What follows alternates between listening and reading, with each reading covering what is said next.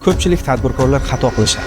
Korxona nomiga yengil avtotransport vositasini olib, direktor, uchredитель yoki boshqa xodimning shaxsiy ehtiyoji uchun foydalaniladi. O'z navbatida NDSni ham zachotga olishadi. Amaldagi soliq kodeksi bo'yicha, agar avtotransport vositasi va benzin yuqoridagi shaxslar uchun olingan bo'lsa, ularni xarid qilish jarayonida to'langan NDSni zachotga olish mumkin emas.